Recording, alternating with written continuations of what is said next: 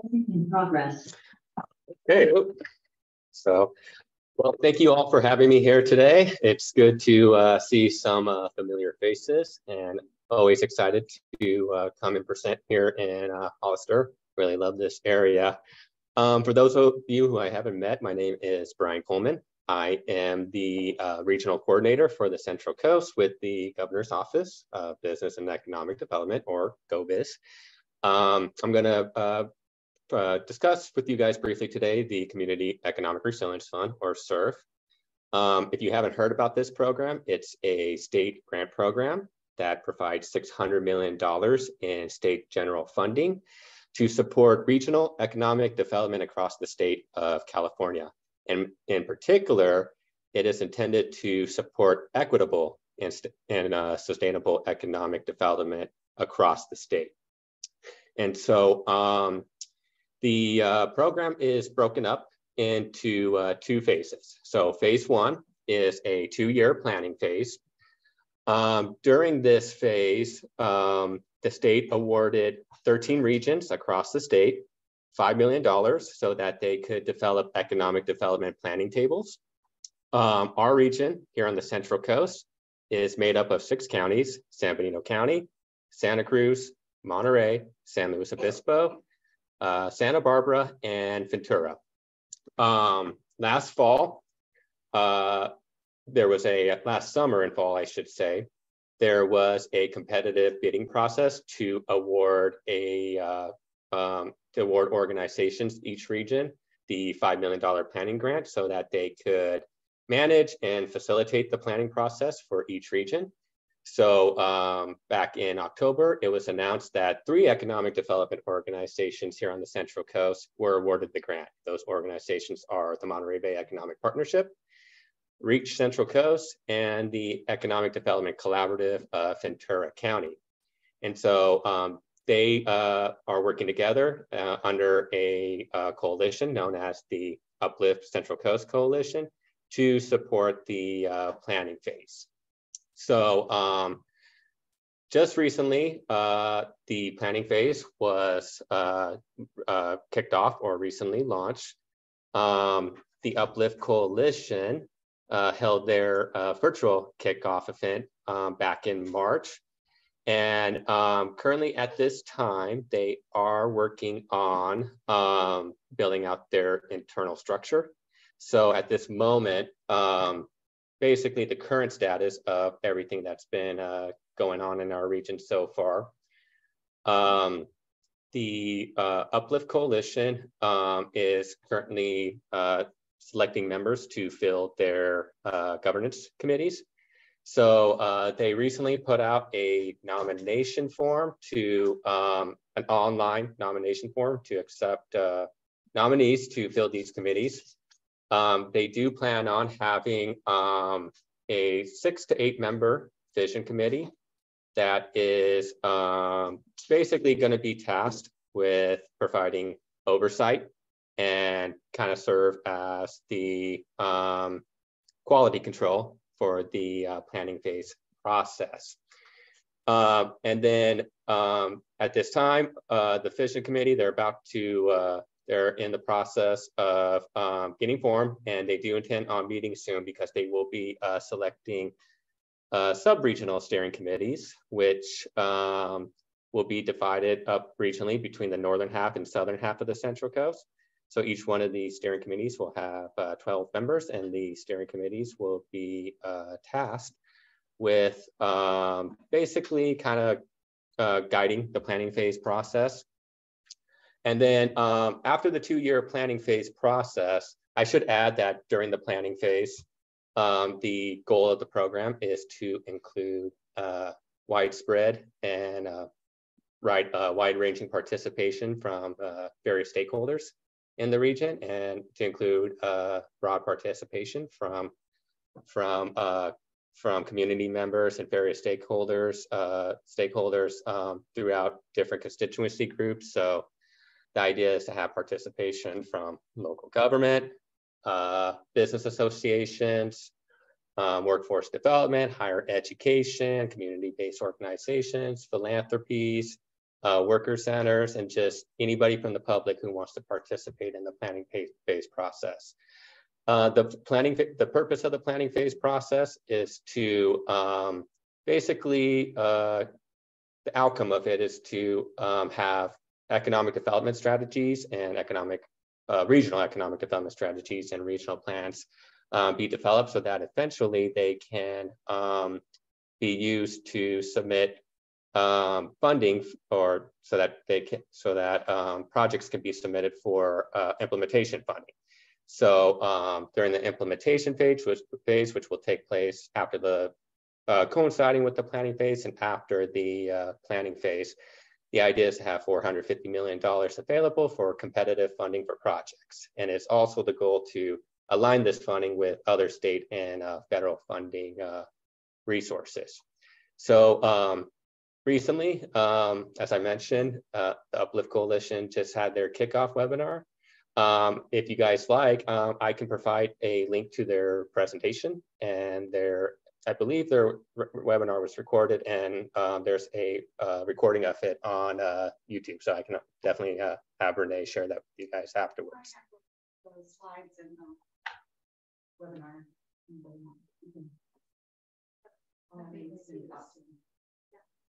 Yeah, and so more information will be coming out from the Uplift Coalition at this time once they finish building out their internal structures. But yeah, we would love to have the San Benito County Economic Development Committee to participate in the process. So that's my kind of little quick overview. I'm happy to take any questions or answer anything you guys may have. Thank you so much. Yeah. Do you have any questions? Does anybody have any questions for Brian? I don't have any questions, but I just was talking to Brian earlier, and I think this is a really good forum for us to have a working group. I'm part of San Benito County for the CERF, and I submitted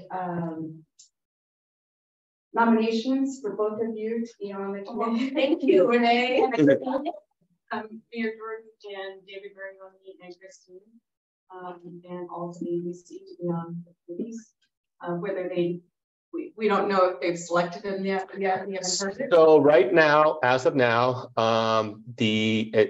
what was conveyed to me by the Uplift Coalition, they just got done selecting their members for their vision committee, which is kind of the overarching governance committee. There's only 6 of them. Yeah, as of this time, to my knowledge, there's going to be 6 to 8 members on that committee.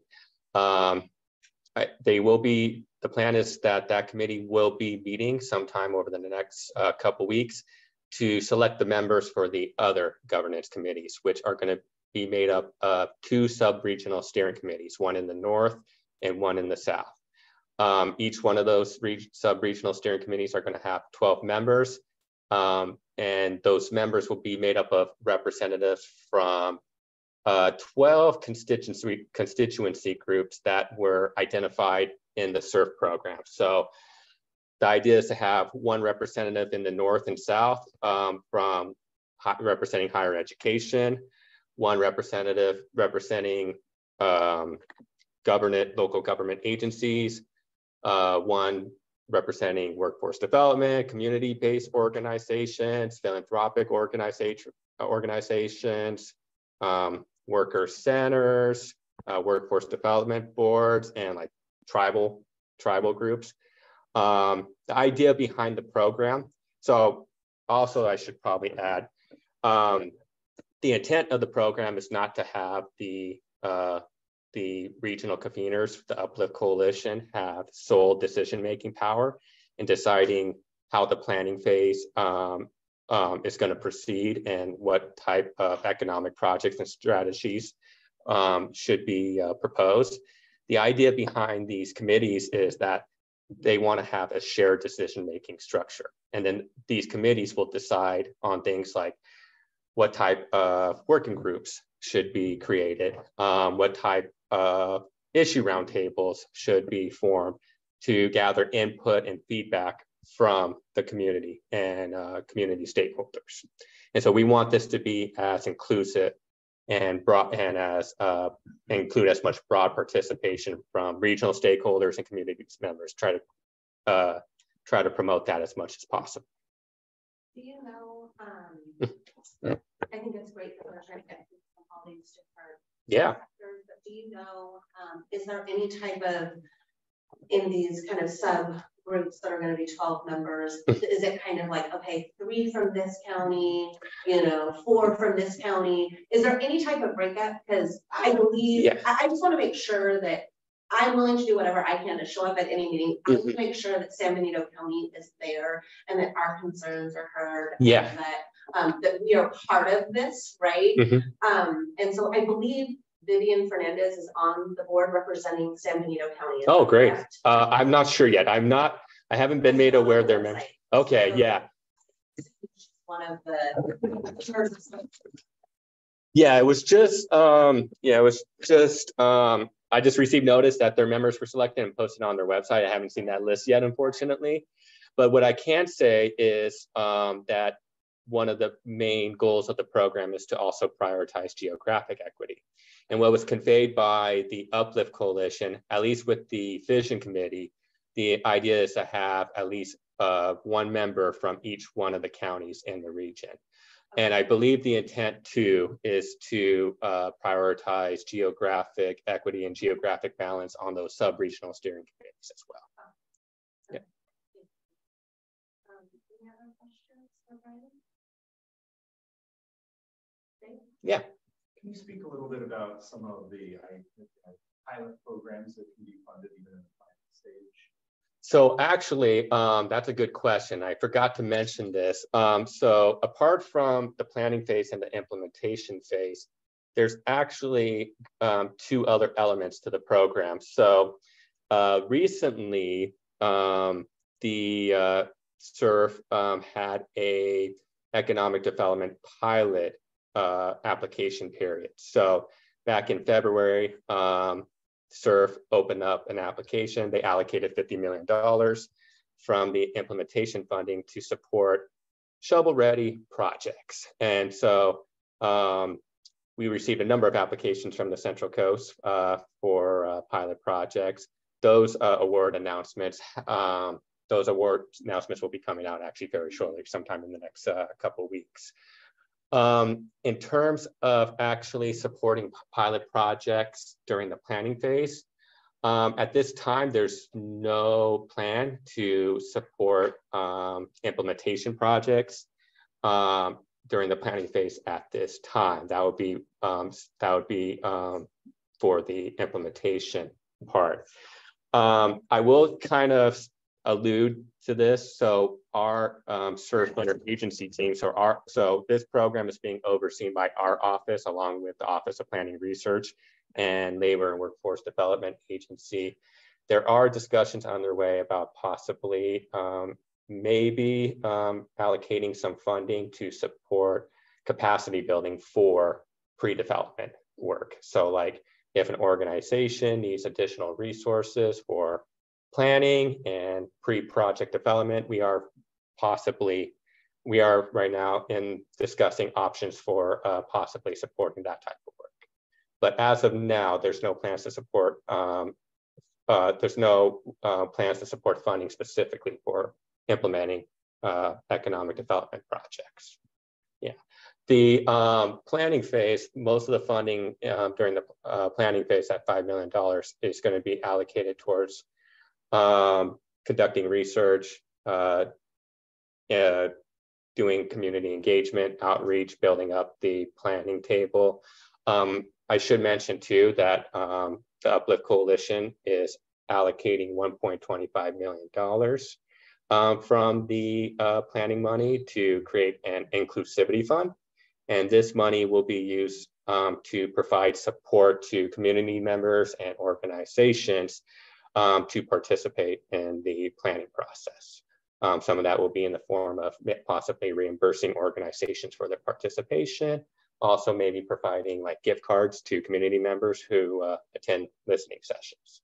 So, but yeah, at this time, at least as of now, there's no plans on providing funding for implementation projects during the planning phase. So the dollars that you were just speaking about could be targeted towards San Benito County and used within the county to develop that. Yeah, absolutely. Yeah. The idea is to have some of that funding shared geographically all across the region. So, yeah. So I've been attending these meetings for about a year now, trying to get my head kind of wrapped around all of it. It appears that some of the regions have already determined what industries will be coming or what the earmark for that area is. And in our area, if I remember right, it was potentially aerospace. How was that determined, and is that flexible, or is that like already in stone that that's what our area is and focus? Well, so it's not set in stone. There's no economic development project and strategy set in stone yet. And I can't say that, yeah, a big initiative for the Uplift Coalition is to support the establishment of a commercial space and aerospace industry cluster here on the Central Coast. The purpose of the planning phase is not to overtake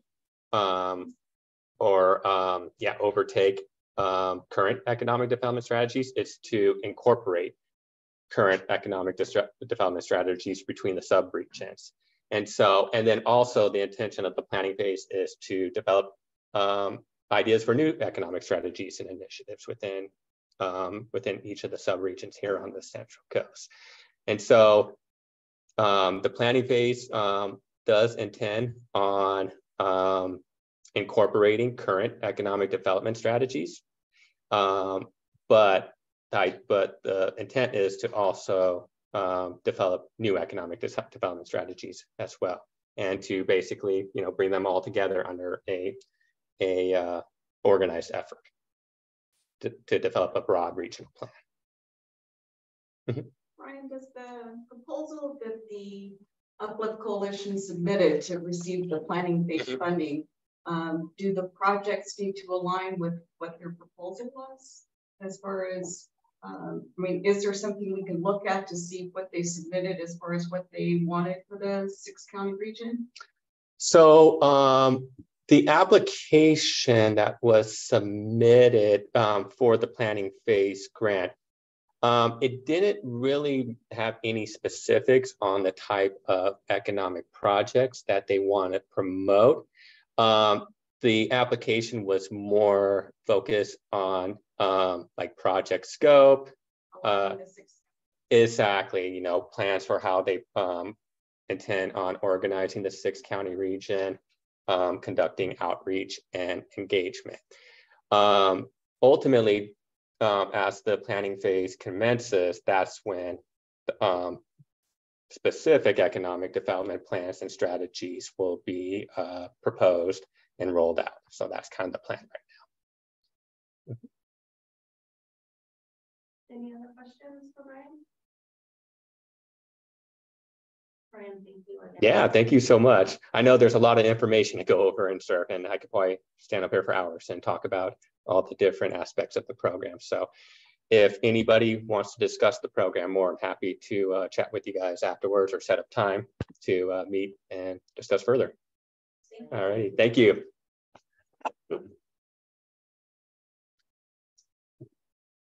Okay, moving on to item 7, we'll see our presentation from the Economic Development Corporation on the Comprehensive Economic Development Strategy.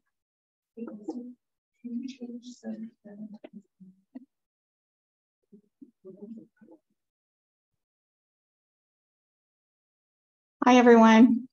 I'm sure I've never talked about CEDS before. You've heard me all talk about the comprehensive economic development strategy that the EDC is facilitating with our consultants, receiving funding from the Economic Development Administration to support the consultants for the next 5-year plan for the San Benito County CEDS. We've been working on it for a while now, and Amy and I received the first draft. We reviewed it, sent back edits, and now we have our second version. that we've now submitted to our board and to the CEDS strategy committees, which a lot of you sit on. So I won't go into great detail about that because I want to make sure that the CEDS strategy committee has a chance to review it, bring back edits to us and suggestions, and then it will go for public review for a whole month, the whole month of June. It has to be 30 days. Then it will go to, once we've finalized it into a good document, we'll send it to the Board of Supervisors for review and approval, and then it will go to the EDA. So the EDA will probably get a draft also before it goes to public review. Just Melinda Madsen is our representative for the EDA for this region, and she's asked to review it before it goes to the public just to give us comments and make sure that it fits the goal of the EDA and the CEDS. Some of the highlights of the CEDS are that right now we have problems in San Benito County getting new investment for businesses because the state of California doesn't offer very many incentives for California. We also need to work on San Benito County offering more incentives in Hollister and San Juan Bautista.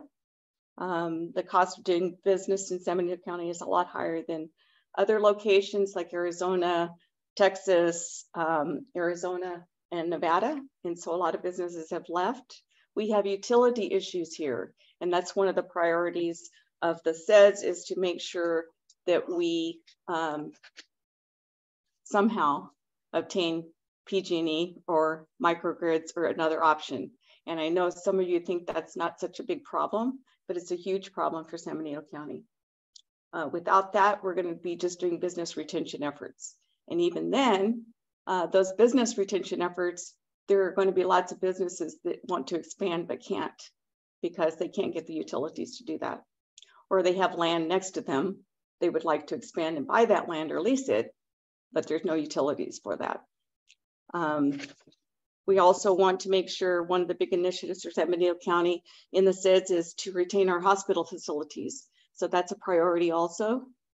We need to generate new power. We need to develop the college campus at Gavilan. And we need to develop a internet for broadband for the whole county. That's really important for new businesses and for existing ones and residents. Establish a countywide tourism initiative. Develop the Strata Verde Park, the autonomous vehicle or Hollister Research Campus. Revitalize downtown, expand outdoor recreation and facilities. Build new hangars at the airport and expand our taxiways, which we're working on, right? In San Juan Bautista, wastewater treatment service compliance initiative. That's a big priority there. Drinking water for San Juan Bautista, improving that. And some of the other ones are protecting prime agriculture land, promoting crop signs on our farms to promote agriculture and tourism. Add EV stations throughout San Benito County, which we don't have enough of. Create an entrepreneurship initiative to help our local entrepreneurs grow and expand.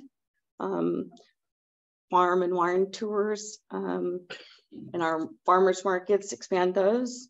Develop a telecommute center in Hollister so we can keep some of the commuters off the road and here. And so those are just some of the highlights. I don't know if you have any questions about it right now. We're just now going through, we just received the second version of this week or late last week. So we haven't gone through it completely, but if anyone has any questions or wants more information, just let me know. Any questions? So I was going through it yesterday. I didn't get through the entire thing, but one of the things that it sounds like a challenge in our community in bringing business here is our workforce and the education of our workforce. True. And how are we planning on collaborating with Gavilan College and the high school, especially with potential new high school campus and what that educational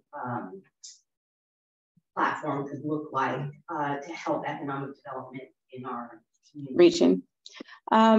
We definitely need to do that, and we need to have a plan for that. I think job fairs and just education, just meeting with the college and seeing what kind of programs they have to offer businesses as far as internships.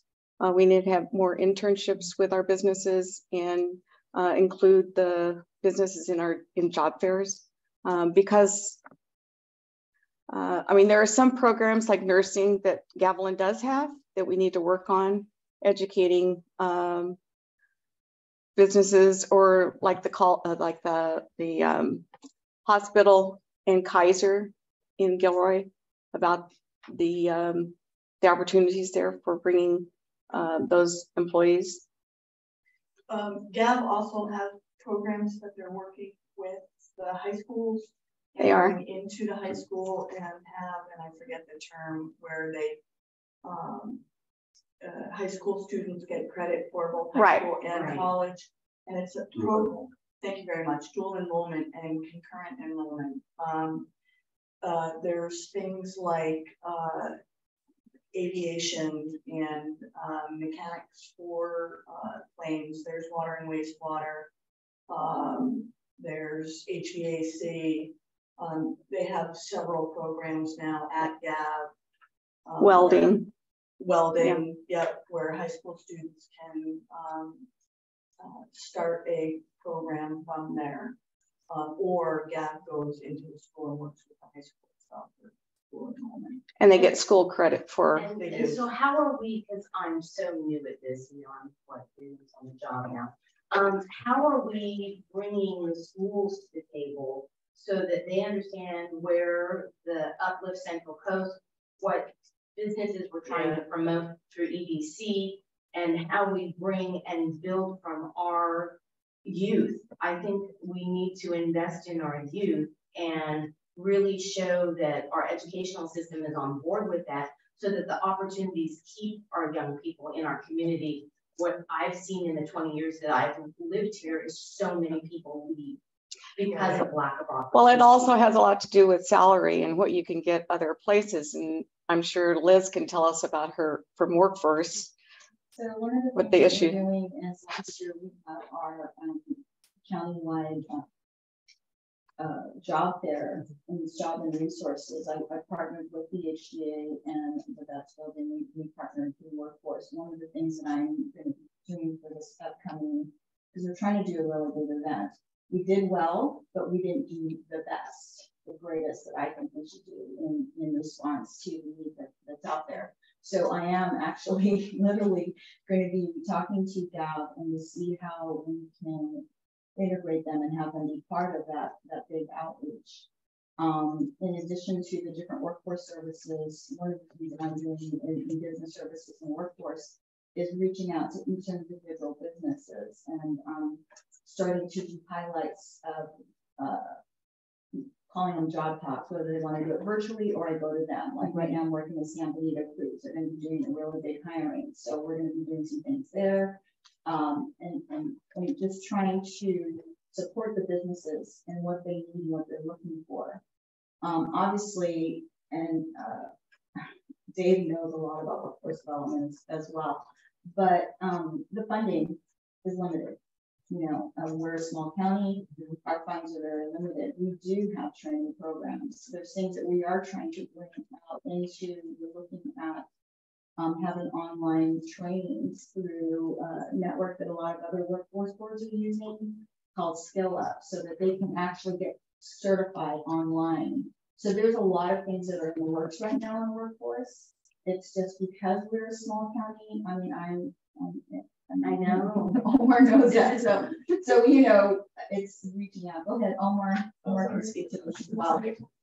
So Michelle was really one of the nice things from the Rock and Walk thing. Right. That was amazing. And within that, though, you talking to the people that are there and realize that some of them want to go to a college or don't have the idea of going to a 4-year college or something like that. And that's where we start having the conversation about how do we get them to go to look into trades and all those other things that, again, the workforce development group has these scholarships and these programs as well. from the CERF, so they can look into that. Go to the pre-gathering colleges that, you know, what is it, next year is all free or for the next year. So again, when we're having this conversation with students and we're trying to help them do these interviews and so forth, there's also other pathways that you can kind of say, you know what, if that's not your thing, there are other careers that you can jump into. And I think those are some of the events that are really important that we get that word out. And Yellowstone College does go into every high school in San Benito County. And I think my biggest concern is how we tie it together Right. with where the money is. I'm gonna just say it the way it is. We are, like you said, we're a small, very resource challenged community. We don't have a lot of people, and you can't burden this. We don't have a department. It's like, you know, all of us in this room are kind of the catalyst of connecting everybody. And so ensuring that it's understood. I mean, I'm looking at who's on that initial committee from Uplift Central Coast, and we have one representative that I know from San Benito County and one that I don't know from Monterey that says they're going to be representing San Benito County. There's not a lot of representation at the table for us to be able to advocate and the resources to tie in to our community, because we talk about inequities, and one of the major problems in our community is we don't have the resources or the funding to pay the people to actually do these things. We don't have the funding for all of our organizations here that need the funding. So I'm just challenged on how we're going to tie it together and have a voice at the table for money, because it's a competitive bid, and if we don't have the people, we're not competitive. Yeah, and I was going to note when you mentioned funding, obviously workforce development will be a major component of CERF. However, the state does have a number of programs and other funding resources to support alternative career pathways and workforce training. One in particular that I was going to mention, our office works in close partnership with another agency called the Employment Training Panel, or ETP. They have a program that basically can provide support to employers and businesses, basically reimburse them for providing upskill training to incumbent workers and underserved populations. And so I was going to mention that because if you guys have any employers who are looking for funding resources to basically help train their workers to get better high-paying jobs, that is an avenue that we can definitely maybe pursue. And then I was going to mention that there are a number of other funding opportunities available both at the federal level and at the state. But they are typically more, these are like programs that are more competitive applications. One I was going to mention at this time, actually, the California Workforce Development Board has a competitive grant program called the High Road Training Partnership Resilience Workforce Program, HRPP-RWP. And I know in my job, I'm getting good at memorizing acronyms, but that program, I think at this time there is, I think they just got done with a recent application round. However, they will have successive application rounds on a quarterly basis throughout the year. There's basically funding amounts for this ranging from $500,000 to $15 million, depending on how developed the workforce training program is. The purpose of the program is to basically provide funding support to coalitions of workforce training providers. So it can be like a coalition of industries or a coalition between employers, industry, community college, career technical training schools to basically develop workforce career training pipelines into particular fields work. And so that's another funding avenue that you may want to look at. I know there's a number of other ones through the California Workforce Development Board as well. So there are funding resources available to the state, but I think, yeah, ultimately, like you said, the key is you have to have the capacity in place in order to pursue these funding. And typically these funds are not utilized for staff. These are funding for programs. Like kind of program implementation. Our problem in our community, I want to go to over here, but our problem in our community is we don't have. I will say that high road training partnership, I got grant fatigue right now because I'm applying to so many programs. I think they're taking up a major portion of my attention. But I do believe that I'll have to double check this, but the high road training partnership competitive program can provide, I think, up to $500,000 to support planning development. So, and I'm wondering if capacity building or providing technical assistance to organizations so that they can build capacity, that might be a qualifiable expense. I'll look into that. If you want, I'm happy to follow up and share that with you. For many of those programs, there is a staff component of direct program expense. So if there's admin costs and then there's programmatic costs. So if the individual hired by to the grant funding is administering the program, you can get there and have some staff costs. It isn't just a direct turnaround. So it does build that opportunity that person can, as part of the program, then apply for additional grants that start to make the snowball get a little bigger. It is true that there is a significant challenge. In our community, we receive a very small amount of just our property tax as a starting point. So we see more of our dollars go to Sacramento, and then we get the luxury of applying for grants to correct issues developed by the fact that more of our money goes away. And so it becomes this chicken and egg where you're competing against other counties that may have a division that is their sole purpose is to funding. Both the county and city have run on grant writing forum. It's been helping us. It's relatively in its infancy, but it's starting to bear fruit. So, those are, I speak with Enrique all the time. There is funding out there through high road partnerships and those type of things. One of the things I would touch on the dual enrollment piece, and I'm sure Gatlin is doing it, and if not, is usually they'll have a direct transfer program as well for the surrounding states. So if you're a high school student in a dual path, then by the time you're out of high school, you really have just a handful of classes before you're transfer ready. And then you can transfer into like CUS and Monterey Bay or San Jose State.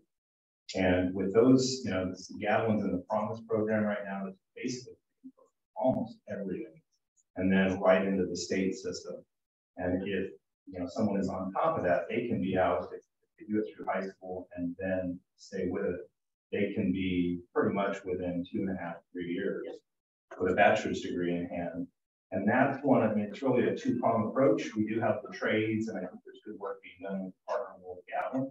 But from the higher level, the higher ed, from your bachelor's degree and up, that's really when site selectors are starting to look at where they want to locate their business. If you don't have that staff, we're just out of the running on a handful, because you need both the higher ed, and then you need that skilled labor group that comes in. So, I think we need to look and partner with Gatlin. I'm sure they have this program. And one of the challenges we face is we've got a lot of new folks at the table, and so maybe some of those things already exist.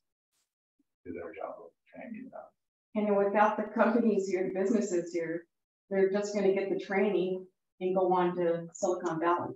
And so that's our problem. I think that's been our problem for a long time. Welders here get paid $20 to maybe $30 an hour, and they can get $60 to $100 an hour in San Jose. So even though that's a long commute, just for a welder, they're willing to do it. And if we don't have the companies and the businesses, which we need the utilities for, to bring businesses here, they're just going to same with water and wastewater. Valley Water does an internship through the Gatlin program, and so our students have, I think there's 10 students that get chosen a year to go to Valley Water for a year internship. They get paid, and then if they do well and everybody likes each other, all those 10 students get hired by Valley Water and get paid a whole lot more than I ever did. And we did a tour of Pacific Scientific, and their challenge is that they can't even get people to know that they have positions that are not, you know, engineering positions, that are, you know, manufacturing positions. They're willing to train people for those positions, you know, so there's opportunities. I'm just, it's difficult watching young people, especially having someone that's just trying to get into the workforce and through college, where it's like a little bit here and there is great, but what can you do in our community? And that's really a challenge. Yeah, and to have those businesses come in, if Gav knew that Pacific Scientific had availability in whatever, right, aside from engineering, then they could work with them and develop they would develop a program around that if they had industry professionals to do that. And that's how the programs like that work. HVAC, welding, water and wastewater, they're all industry professionals and that come in. Working really hard right now on our business retention efforts to work with businesses and find out their needs. And so we do want to do that work with Gavel and CSUMB to try to figure out how we can get some programs. And I think with Pacific Scientific in particular, and maybe even working with high school through their CTE program, because it sounds like they don't need a lot of training. They just need manpower, right? And so having options to work locally is incredible. Absolutely. And so I think it's just getting the word out there that there are industries here that do that are hiring and are available. So looking at Gavilan is great, but I think pulling in the high school, I think, is an important component as well. And there are summer programs for businesses that they take 16-year-olds. Yeah. Thank you. I've got a question for you on the CEDS. So we're working on the new CEDS right now and writing it, and it's for a 5-year. So do we ever go back to the previous one and do kind of an evaluation and okay, this was what was identified the previous 5 years and what we were kind of able to kind of accomplish and check off, and okay, what's moving from, you know, what was there 5 years ago and is moving to this current one and is still kind of an outstanding need or anything like that? I'm going to take that. Go ahead. Both of those. Before my time. So it's kind of apples and oranges now. We'll wrap on the CEDS today. Because the CEDS today, we're going after a much bigger modified with very specific actions and kind of targeted areas where we're going to go West funding for. Okay. And there's kind of very specific steps you have to do to get there. Okay. So the last set was more of a general visualization of building the county's direction in economic development. So they're more generalized goals, simple strategies like you need to fund economic development, right? And you need to identify workforce. So there is value looking backwards, doing a debrief there and see where we're going forward. But this, these said, are a lot more focused and we're going to really go and aggressively after this. But keep in mind, it's a 5-year period. So this is just what we're going to go for this kind of a deal. There could be something bigger outside of that 5 years that we might not have included in this 5 years if we want to ask for what we're going to need in this cycle. And the EDC will be working over the 5 years each year to work with the CEDS strategy committee to look at what we've done for that year and the goals that we're trying to meet and where we're moving forward. And you know, sometimes things change, like you get a COVID or get something else. There might be a disaster that you have to deal with. Not that it needs to be in the CEDS, but we might have to work on something else. But we need to keep in mind what our plan was for 5 years, and that's important. Okay, thank you. Annual, and you kind of touch on it, but maybe the annual update process that goes with the CEDS. Well, you guys want to touch on that? I think that. Go ahead, you're so well spoken. No, there's also just the annual update component of CEDS. As they go through that process, that's also something that's created that you may have new projects that come online, you may have updates of the progress that was made. but there may be something in 3 years that makes total sense to add in that you can add that process. It's not a 5 year sits on a job. Right. Okay.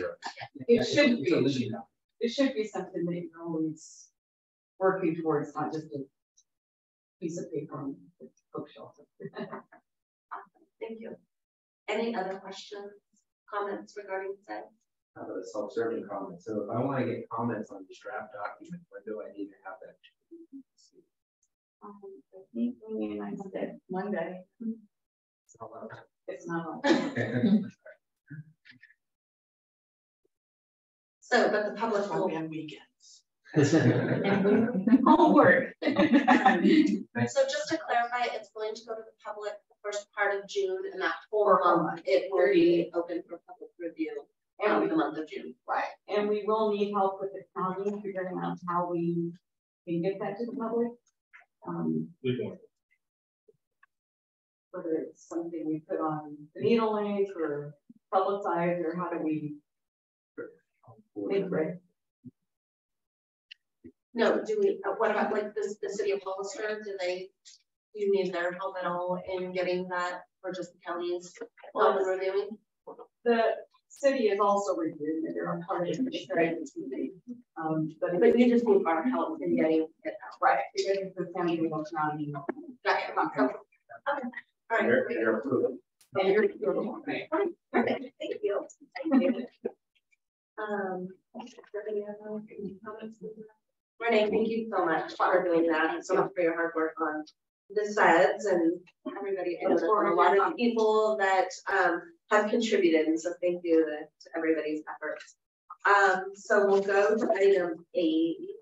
Yeah, 8, where we're going to receive committee reports on local wineries, tap rooms, local attractions throughout the county, discussing the next steps and providing staff direction. So I think there was some homework last time we got together, and Michelle, I think we'll start with you, because I did see some reminders that you sent out, and thank you. I think that's really appreciate your involvement and effort in trying to make sure that we're all doing it and getting our homework. See my people. Brady wasn't home. Hey, can I get Michelle to take you more? Appreciate it. So at the last meeting, we were discussing the wine district and kind of assessing our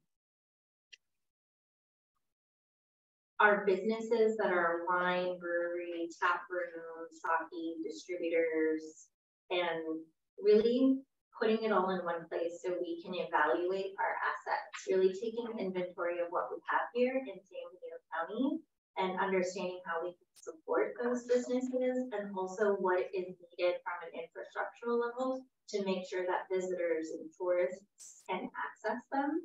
I think the biggest thing that we've all noticed that since 2012, there hasn't been a wine trail map.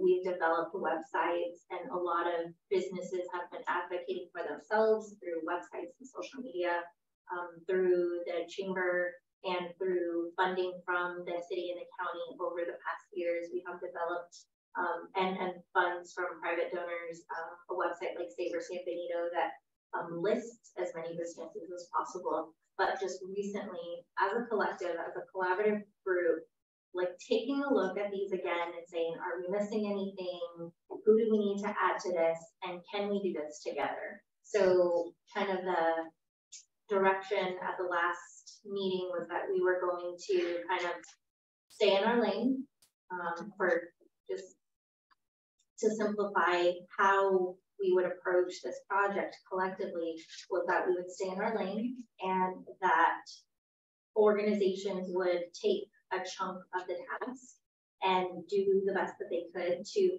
fill in the information that's being requested. And then from there, we would just kind of take a look at it and make sure nothing's missing.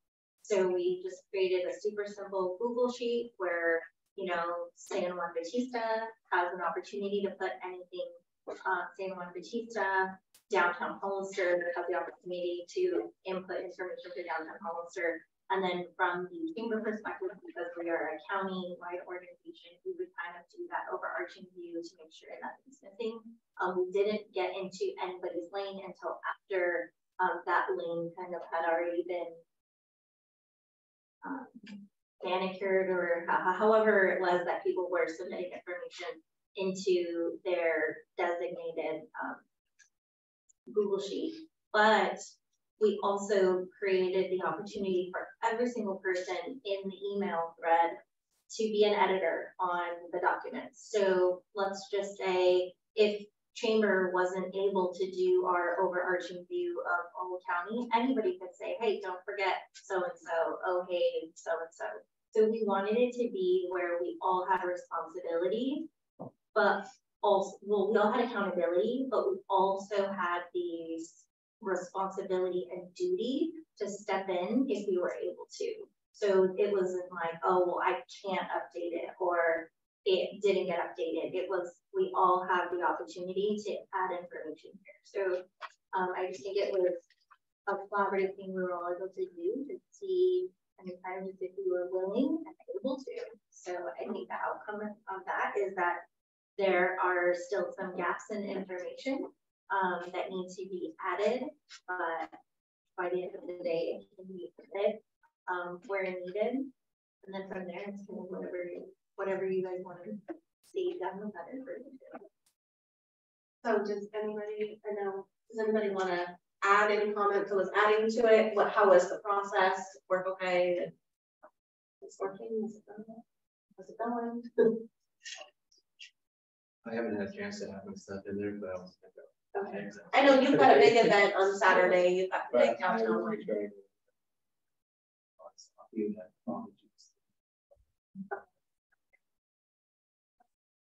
Probably don't want Batista. I know that she has a pretty close on your super thing. I did research one of the ad. I was going to give it to you. I didn't add it to that what you sent out, because I didn't know where to really put it, because you're talking about tap rooms and tasting, and this is more of an ad winery type of thing. It's a big vineyard. What was that?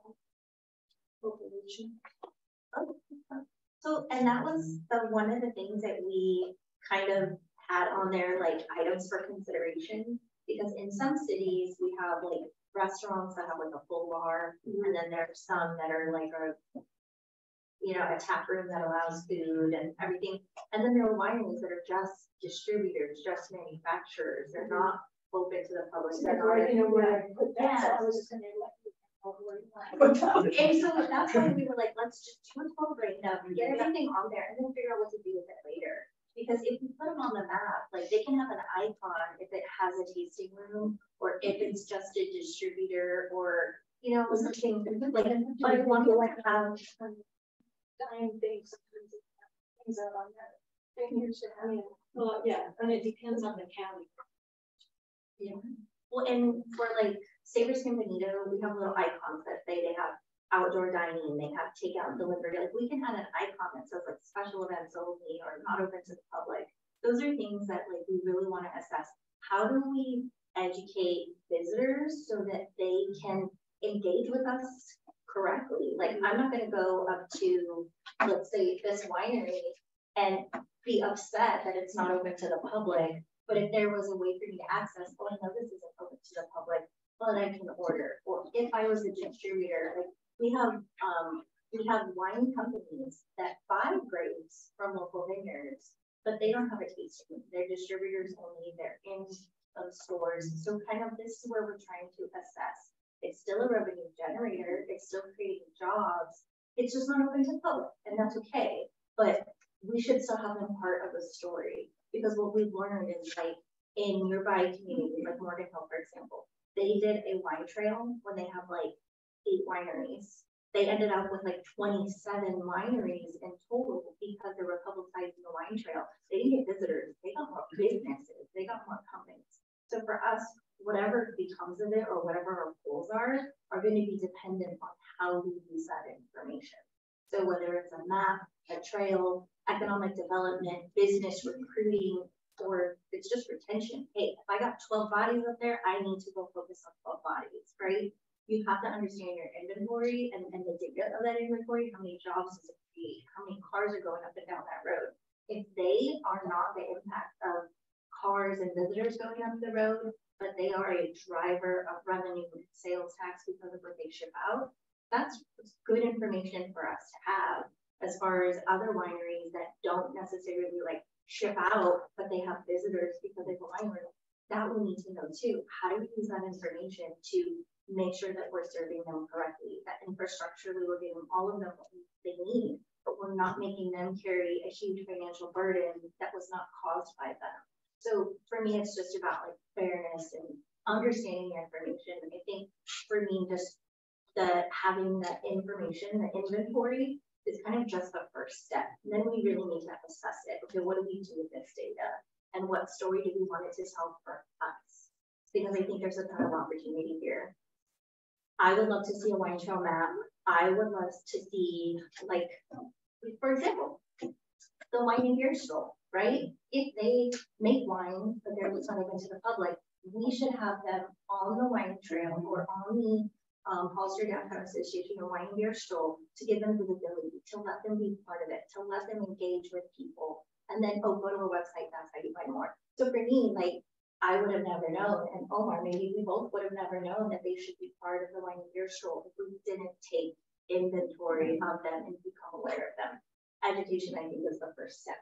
So for me, that's what this project was really more for. Who are we missing? Kind of like when we say, okay, who's not at the table? For me, it's who wasn't at the table on SavorSanBenito.com and in our resources, because I think from there, then we decide what do we want to do with it. We can have all these big dreams, but if there's no budget to do something with it, to do staffing, to do maps, to do artistic wine trails, to do passports or apps, if we don't have that, then it's just information. And if that's what it is, that's what it is. But if there's a next step for it, are we going together, or are we going to delegate it to a specific person, organization, or business to move it forward? I completely agree. I love the Google shared, doc. Having the information is just like you said, the very, very first step. Assessing each one of these businesses and starting to collect data and putting that data in a viewable format like GIS. I'm sorry, I know I always pitch GIS, it's my thing. But where you can actually bring in the revenue, the tax revenue that's coming in. You can measure that through GIS. You can bring in how many cars are impacting the road because that's based on their city. So I agree, this is the first step. We've got to start with the inventory. And once we have the inventory, then we need to break it down into categories and how they fit a narrative of economic development and outreach and bringing tourism to our community. So I think this is a great first step, and I thank you so much for putting this together. If we could all, fill in the blanks and start reaching out, I'm going to start going through it. I pulled it up here so we could have a visual while we're talking about it. But it really does give us what that travel tourism route could be, and we're not just talking, in my mind, about wine. Even though I'm big about the wine trail, it's not the only game in town, and we need to hit all those businesses and how we can market that as a tourist attraction.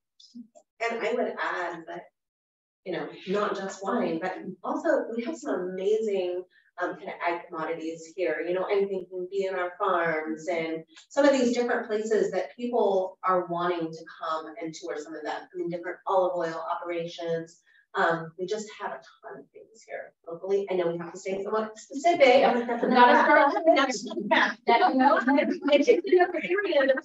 it's really important that we can explore that could be a real tourism pull. People want to come here because we're different.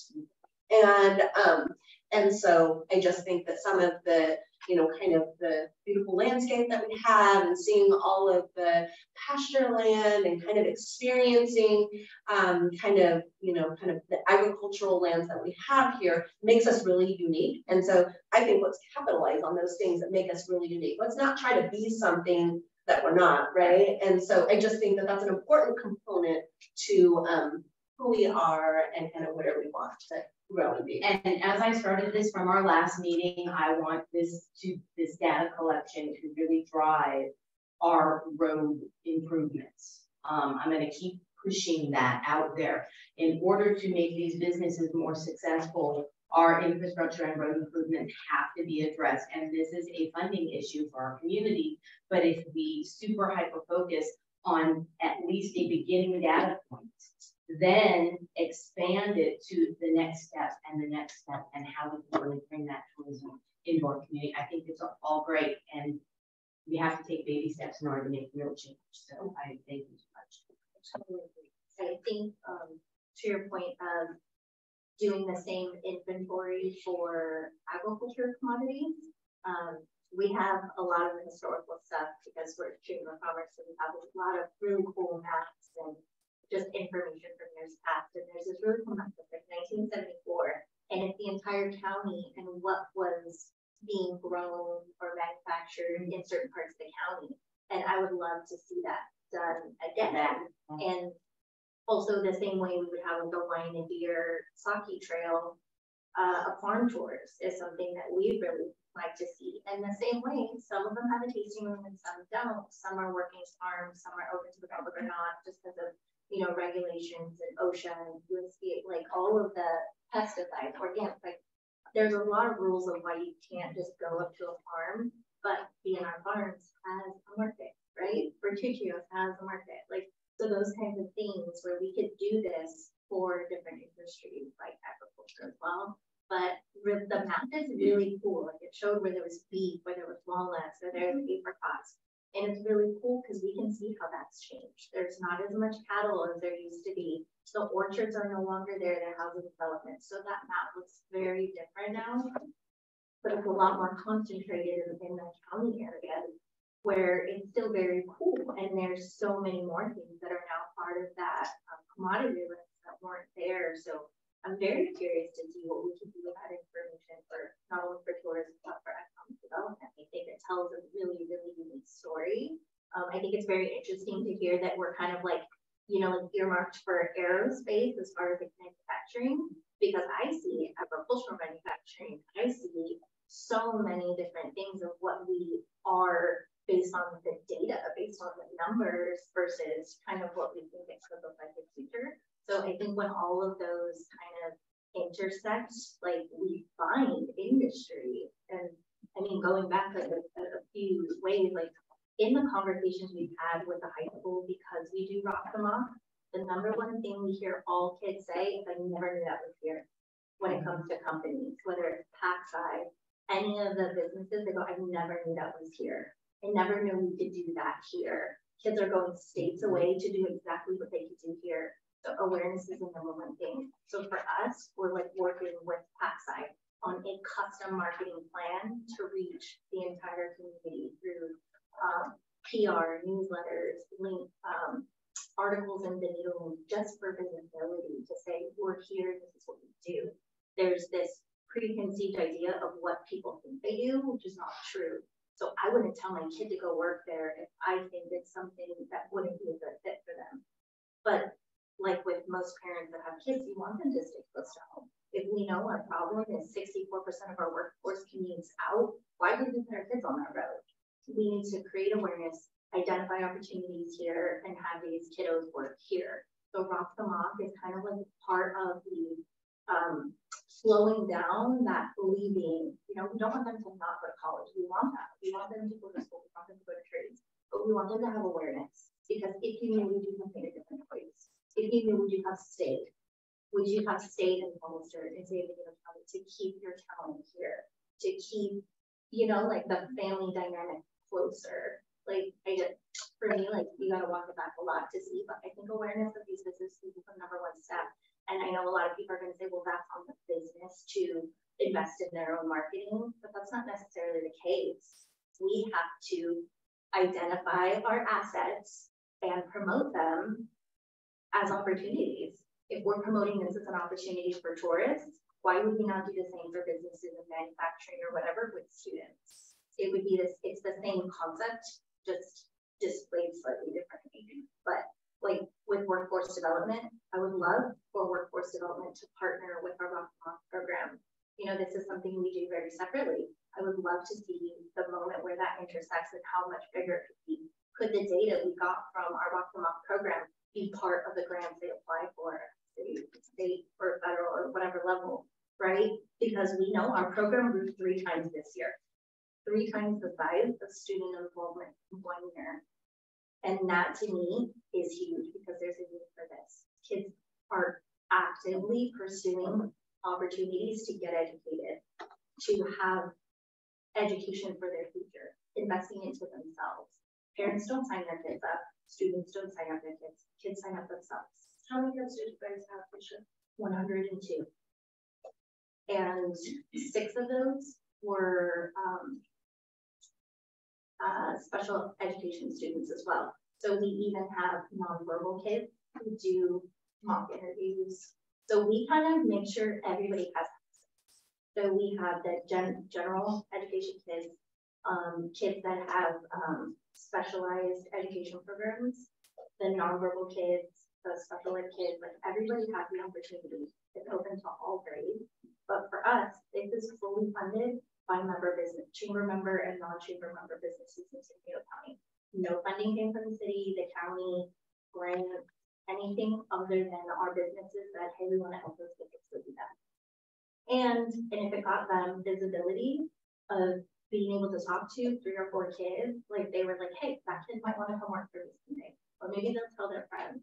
But also these kids are now educated with opportunities from a local level. It's not some stranger 5 states away saying, what do you want to do with your life? Like, it's probably your neighbor. Like, that's probably somebody you or your parents know. So for me, I just think it's so important for these kids to go, wow, these local people care. No, I think that's great. I appreciate what you guys are doing.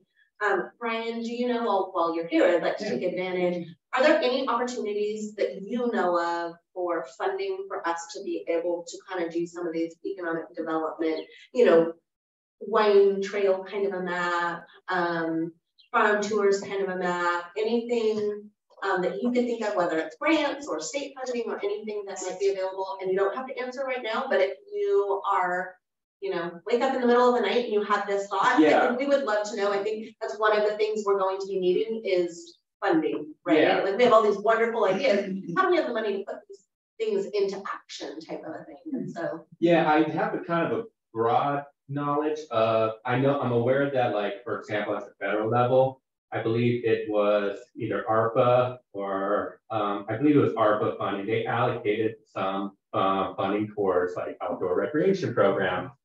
I don't know any specifically off the top of my head. Okay. I think there also might be some funding sources available from the state level through the Natural Resources Agency to support outdoor recreation as well. I would have to look at those programs specifically, but yeah, I'd be happy to follow up on that. Do you mind? Yeah, that would be amazing. Absolutely. I really appreciate it. Yeah, and I'd like to actually add real quick, just for clarification. Part of my role at GO-Biz, I'm part of a new unit that was set up within the last year and a half called Community and Place-Based Solution Team. Basically, apart from helping to oversee the CERF program, what our task is to basically serve as an earpiece for local communities. So we want to hear about your issues and challenges that you're running into. We may not always have an immediate solution. I know, for example, regarding the PG&E substation, that's a challenge that we're getting all across the state. We've been working closely with PG&E to see if they can support projects that promote economic and business development. But I say all this because, you know, what I'm trying to do in my role is to become more aware of these resources and funding opportunities at the federal and state level. Part of what we want to do as coordinators, both with CERF and just being out in our regional communities, is to support local stakeholders like yourself. If you have funding needs for a particular project or initiative or economic development strategy, we want to be able to support you guys in tracking down and identifying sort of resources. So I'm glad you're asking these questions and bringing this to my attention. I'd be happy to definitely follow up. Okay, wonderful. Yeah. Wonderful. Thank you. Okay. Could we look at it as great that you're still here? So as these ideas keep circulating, bundling that, a lot of them all intersect. Bundling that, maybe getting your opinion, would that be a good component of a CERF application and implementation, because I think you could check some of the boxes. I mean, making the road maybe a stretch, maybe able to pitch it on a climate goal and those type of things that are part of CERF. But so maybe we could, like, towards the end, if you're hearing things that could be bundled into part of our CERF application that makes sense. You know, if you're hearing like that would be allowable via CERF, that would be through CERF, and maybe there's a couple things that are thrown out that you know face for CERF that make sense. Otherwise, that would be great to hear too. Especially given the one piece with CERF that I want to make sure we're all aware, we have to have all of those funds need to be encumbered relatively soon. Yeah, I think by the plan right now, it's that the implementation fund has to be encumbered by the end of 2026. Encumbered by 26, wouldn't be 24 of the rescue plan? So this funding for CERF, initially it was allocated from ARPA coronavirus fiscal relief funding. But there was an amendment to the legislation, and so now it's comes out as just a general fund, the state general fund. So it's my understanding that I think that deadline has been pushed back. So the implementation funding, I believe, has to be encumbered by winter of 2026. Yeah. So more information. I will also add about CERF. Our interagency team is currently working on drafting the implementation grant or the implementation grant guidelines. And so more information about specific project eligibility requirements and criteria will be coming out later this year. And so that's where we'll be able to provide more information about what type of applications can be proposed or submitted for the grant fund. Is there a comment period on the draft? Yeah, there will be. Yeah, we do. We did this for the planning phase guidelines last year, early last year, and we do intend on releasing the implementation guidelines for public feedback. I don't want to give a specific deadline because with CERF, a lot of the deadlines have been pushed back due to various delays, but we do intend on releasing them sometime later this year. Cool. Yeah. Thank you. You're welcome. Can we maybe add that to our next agenda item just to make sure that it's there for kind of any updates on grants or availability? If maybe I don't know if you can attend again. I really appreciate your presence here today. I would be happy to, if my CSO allows it, I would be happy to attend these on a regular basis. We would love to have you. Absolutely. Yeah, I know I'm already part of, I tried to do my best to attend the San Benito County Business Council meetings on a regular basis. Unfortunately, I won't be able to attend the one tomorrow, and it's been kind of tough attending these recently because it overlaps with a standing meeting I have, unfortunately. But I do intend on attending as many in-person engagements as I can here in the region. And if I can, also virtually. I know I participate in the San Juan Bautista Economic Development Citizens Action Committee as often as I can. So we can, let's put that as an agenda item for next meeting, talking about kind of funding availability and resources. Yeah, and to each program updates. Opportunities are out there for possibly us to see. Absolutely. There are here. So I think on this Google Doc, I think again it's going to be kind of this living document, but if everybody can kind of continue contributing and putting some effort to continue to develop that. Any other comments on that? I'm trying to be respectful of everybody's time. We've got like 8 minutes before we're done. So any other comments on that? Oh yeah. So thanks, Michelle, for all the information. And I think you can correct me or confirm. Agriculture is a $400 million industry in San Benito County, and the wine industry is a minor part of it. And ABC Vineyard grows orange grapes that are used for this particular wine. They may not have a tasting room, whatever, but they're contributing to that, right? So part of their icon, as Michelle was saying, is their history. You know, we have numerous over a century vineyards, right, which are great for history. Whether they're willing to, on a one-to-one basis, talking to them to see if they're willing to bring on, tourism, a tour of the facility and what they look like. A lot of people don't know what they look like, but they can do a history of what it is in their description and say, okay, my grapes go to 123 company, or 123 company doesn't have a tap room, but here's who carries my wine. Who carries not my grapes that are made in China. So it trails it on to, and even if it ends up at Safeway, right? At least you know that, hey, that's San Benito County grape that ended up in a bottle at Safeway. So something to add to that. And then I know that Angela, you know, the roads are really important, but looking to see what, and it's $1 million a mile, right, if I'm correct, to build the road. So does it actually even out to say that I'm going to spend $7 million on 7 miles of road when we're not getting $7 million of income from, you know, the tax revenue to get to the roads? There's got to be a way to work it out besides the SUG funds, you know, but that's a big consideration. So if you're going to wait for the infrastructure, you can't wait for the infrastructure when you have the business operating right now. And that's what you're trying to do. You're trying to open up and bring people to take a look at these things. If I may speak, Stephanie Correa in San Juan. My husband and I are actually winery vineyard appraisers. We do most of our work up in the county. However, we're very familiar, and I'm in San Benito County, with the vineyards down by CEDS candidates. And I'd be happy to volunteer to get as much information as you might need. And I have a lot of ideas of what we were in Seton County for over 20 years, and we continue to go up there a couple times a month and work. So very in tune with what goes on up there. So I'm happy to provide it. Amazing, thank you. I appreciate that. I think your expertise will be incredible on this.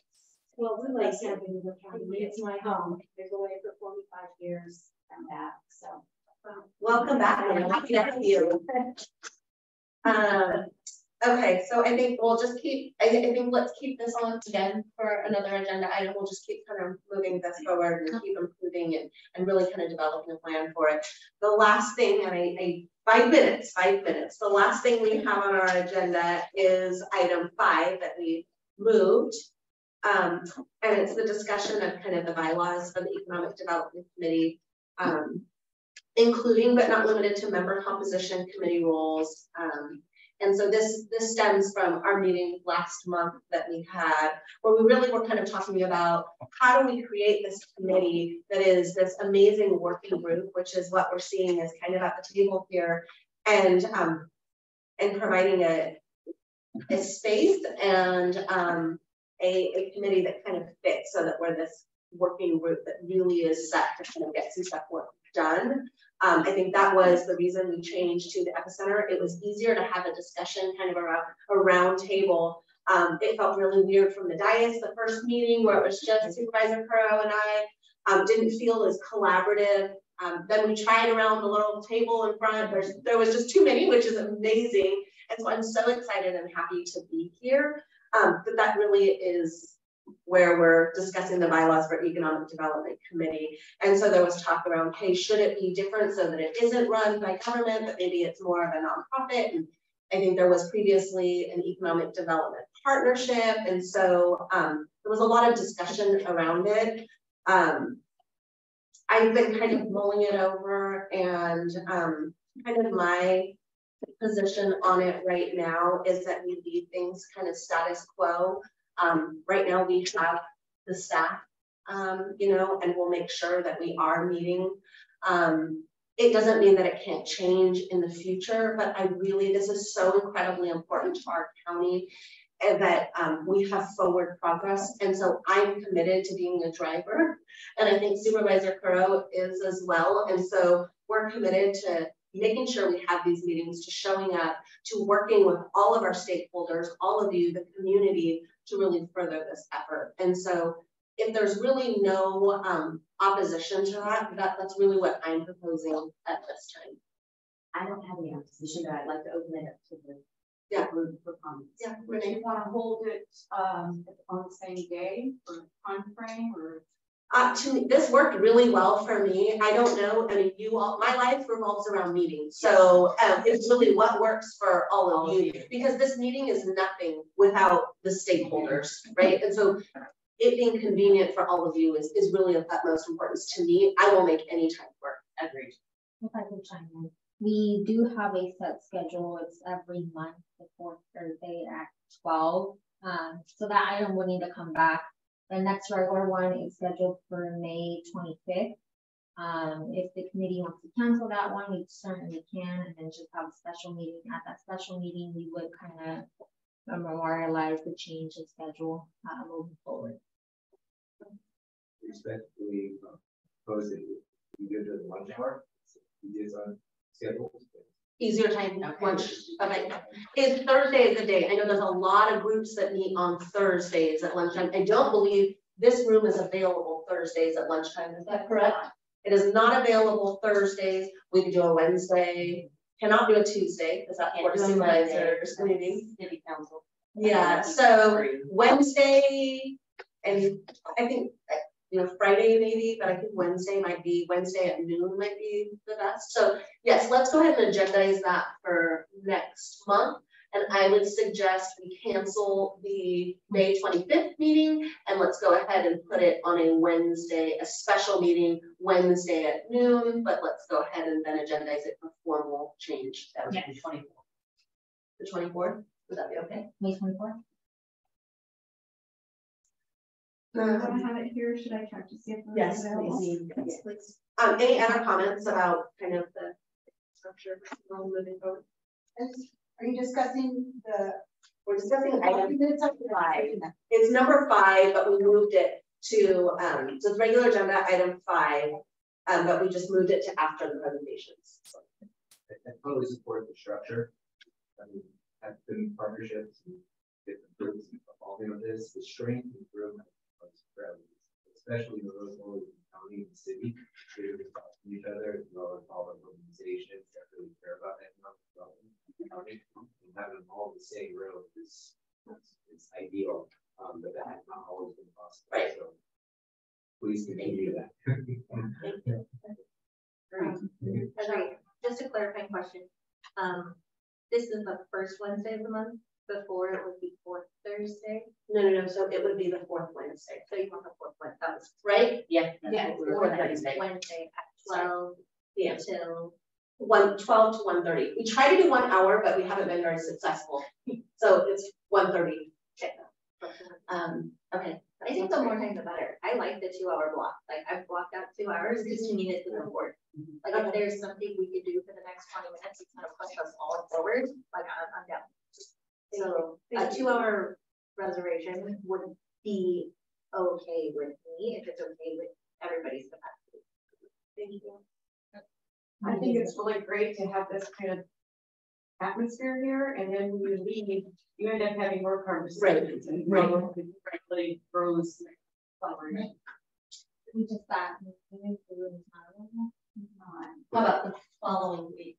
I can check for the following week. I just wasn't sure if you wanted to get Chris. Well, it's gonna be a special board meeting anyway, so let's just, if we can see if the following Wednesday is available. But then I think the goal will be that we will schedule it 4th Wednesday. Dependent on we'll look at the calendar for the room and we'll figure it out. Okay. And then just to clarify, the next special meeting will be in person with no Zoom availability. I think it's so beneficial us being here and able to have this kind of discussion, but I also understand how limiting it is for some people. So please, if you have any comments and you're kind of like, hey, I really want to be here, but I can't, and so Zoom is really, really important, I need to hear that. So does anybody have any input on that? Because we can't ask people on Zoom, it kind of limits their comments right now. Well, maybe if you can get a hold of us, that's what I was thinking. Call us. Let us know, and that'll be. I think put that as another item for the agenda. We'll be figuring out what we'll do.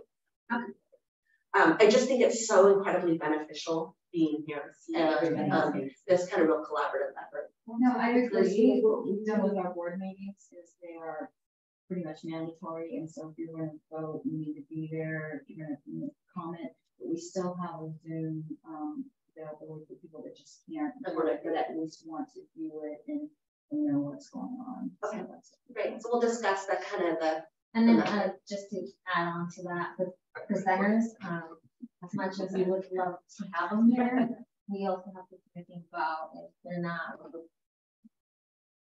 But they do it better. Yeah. Okay. No, absolutely. Yeah. Okay. Thank you. I appreciate all those comments. Okay. So I think before we adjourn, I just want to say thank you so much to everybody that's here. I really appreciate all of your comments. City of Hollister, it's amazing having you here. The city of San Juan Bautista, amazing. I think it's so wonderful to see the real kind of collaborative efforts and the cooperation that's happening. I'm so excited to see where things are going to go with all of us working together. And so super exciting. So with that, would you like to make a motion? Yes, I'll second it. Mindy, were you going to discuss the bylaws changes, or I mean, other aside from just when you're going to meet? It was just about the structure of the board. And it's still be. Okay, because I have a question on your membership committee members. So you don't have here like the Realtors Association, which I think will be beneficial. Okay. The airport, I think somebody reporting on the airport because something into the airport. I don't know if you asked. Okay. Because that brings yeah, no, absolutely.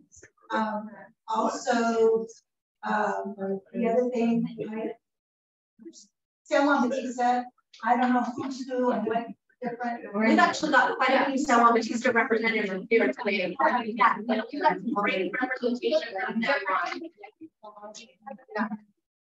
Yeah, so I appreciate the feedback. I think this is what we want is we want this to be included, like we're all, and so any people that we feel that are missing that should be at the table, I think Michelle did a really good job on making sure, hey, you need to make sure those people are invited. And so I think definitely let's reach out to the Realtors Association, let's reach out to somebody from the airport, see if we can get them to join. The more input and the more collaborative we are, the better this is going to be. And the more we do. They're talking about representatives. Oh, just another representative? I don't know, I don't know what they have, but I mean, it's basically a pretty I wonder if we could get a goal that's doing hard. Yeah. Do you know her? Do you think she might be willing to represent? I think she's new, so I don't know that that would be fair representation, or other people maybe might cover. I don't know, but yeah, figure that out. Okay. Yeah. Angela, I think, is going to reach out to some people in her district, so you got it handled. Okay, let's talk about that at the next meeting. Let's talk about the Economic Development Committee meet and greet for our next agenda item. Okay, with that, I really appreciate everybody here, but it is 11:36. Thank you all. Second, all in favor? Aye. Okay, we're done. Thanks, guys. Thank you so much. Real quick. Thank you so much for those questions. Yeah, happy to answer. So I was talking with